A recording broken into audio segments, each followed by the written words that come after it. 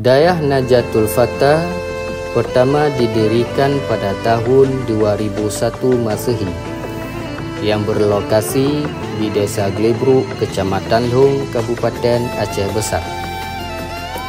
Di atas lahan seluas kurang lebih 10.000 meter persegi, hasil sumbangan dari masyarakat sekitar. Namun pada tahun 2004, tepatnya pada tanggal 26 Desember, Aceh terjadi gempa dahsyat dan tsunami yang meluluh lantakkan berbagai infrastruktur pendidikan tak terkecuali. Dayah Najatul Fatah yang hanya berjarak 500 meter dari pinggir pantai, seluruh bangunannya tersapu oleh gelombang laut. Beberapa orang santri menjadi korban, namun masih banyak dari mereka yang selamat. Karena itu pada tahun 2005, Dayah Najatul Fatah kembali dibangun di lokasi yang berbeda, yaitu di Desa Monmata, Kecamatan Long. Lokasi baru ini dinilai lebih aman karena jauh dari pinggir pantai dan dibentengi oleh gunungan.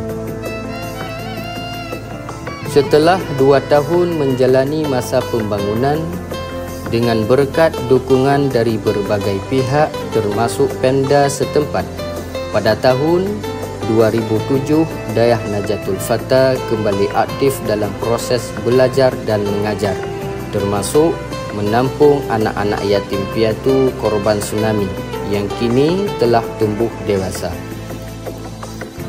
Dayah Najatul Fatah merupakan dayah salafiyah murni yang berfokus pada belajar ilmu fiqh, tauhid, tasawuf, nahwu, saraf untuk jenjang ibtidai serta ilmu alat lainnya seperti mantiq, usul fiqh untuk jenjang sanawi.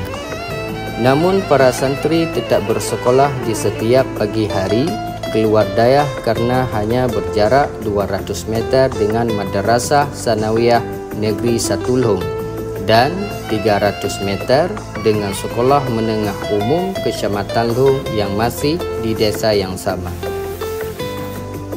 Di lokasi yang baru, Dayah Najatul Fatah didirikan di atas lahan seluas 12.000 meter persegi. Kurang lebih 7.000 meter telah digunakan untuk pembangunan.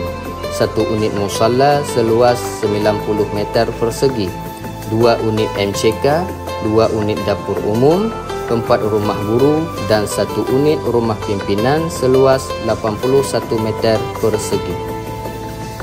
32 pintu asrama santri, 7 unit ruang belajar, 1 unit balai latihan komunitas, 1 posko dan waserda. Dengan sarana dan prasarana yang ada, sementara kami dapat menampung 156 orang santri mukim, 12 orang guru dan 1 tenaga kebersihan. Kondisi sarana dan prasarana saat ini masih terbilang baik, mesti ada beberapa yang perlu direhab untuk tahun ini. Khusus untuk santri yang mondok, mereka akan mengikuti pelajaran pada malam dan di siang menjelang sore hari sepulang dari sekolah.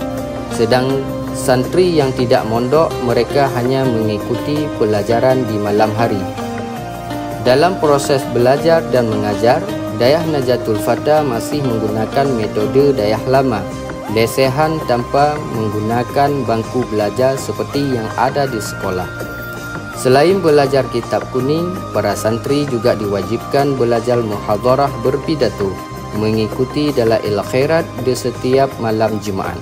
Santri tidak boleh keluar malam atau pulang ke rumah tanpa izin dan sepengetahuan dari pihak keamanan dayah. Demikianlah profil singkat dan kondisi terkini Dayah Najatul Fatah, Kecamatan Long, Aceh Besar.